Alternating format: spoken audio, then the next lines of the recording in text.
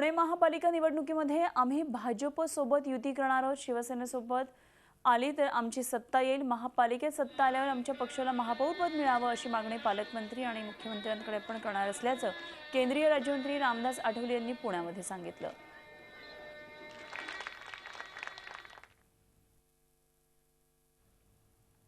नवीन आलेलं आहे वर्ष आणि नरेंद्र मोदीमुळे आम्हाला सर्वांना आलेला आहे हर्ष। आणि त्यामुळे मी हे तर सांगितलं की आता आपल्याला की 2000 हे वर्ष आलेलं आहे 2017 आणि आमच्या सरकारकडून तुम्हाला अजिबात होणार नाही का खतरा। आणि तुम्ही आता विनाकारण इकडे तिकडे मारू नका शकरा, कारण आता आम्हाला सापडलेला आहे चांगला बकरा।